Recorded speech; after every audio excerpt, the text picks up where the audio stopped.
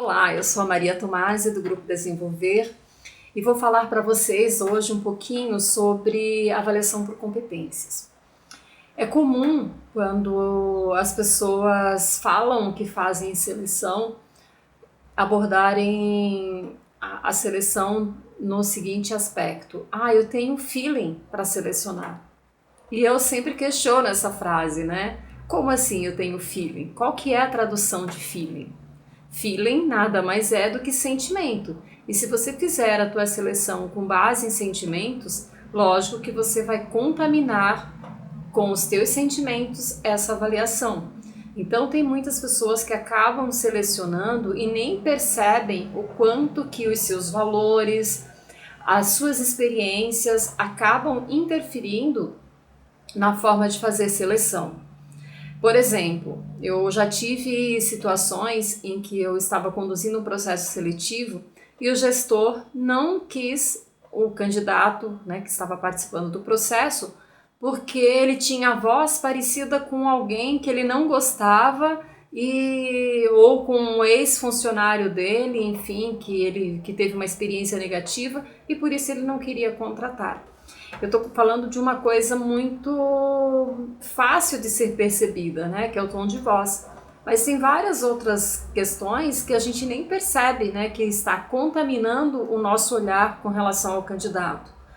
Eu brinco, né, que às vezes pode ser que a candidata ou o candidato lembre um ex-namorado seu que lá no passado fez te traiu ou não quis namorar com você, enfim.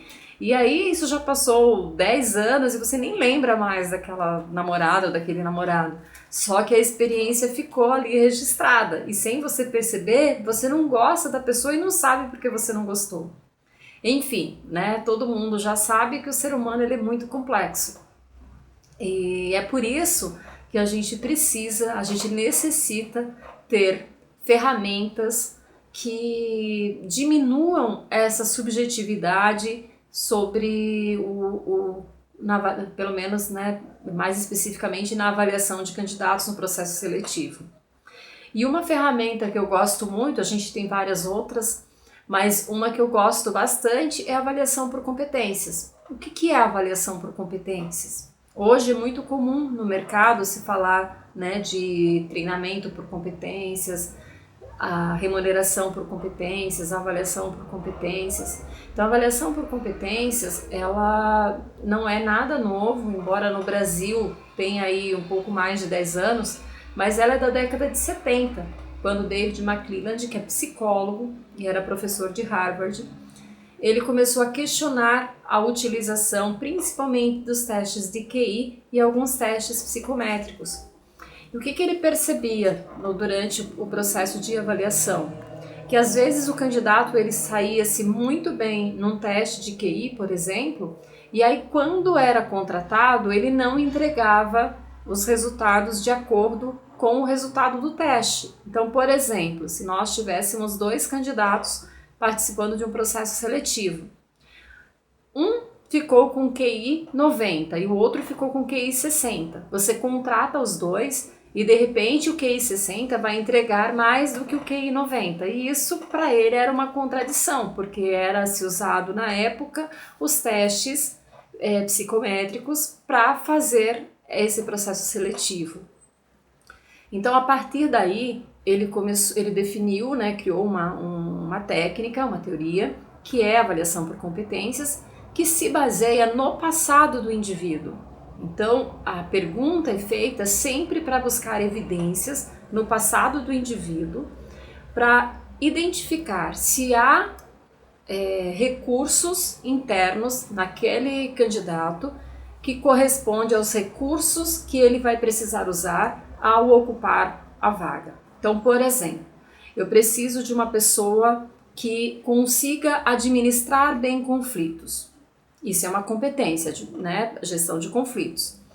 Então, no momento da seleção, eu vou fazer essa pergunta para ele. Cite uma situação em que você já viveu que você teve que gerenciar conflitos. Como foi isso? Me conta. Então eu vou explorar essa situação para ver como ele fez isso no passado, e uma vez que ele fez isso bem feito, ele me mostra todos os fundamentos, né, de como ele fez isso, é muito mais fácil de eu acreditar que ao contratá-lo e ele tendo que passar por uma situação dessa, ele vai ter sucesso. Então, segundo David McClelland, a avaliação por competências, ela consegue predizer com muito mais qualidade o comportamento futuro do indivíduo.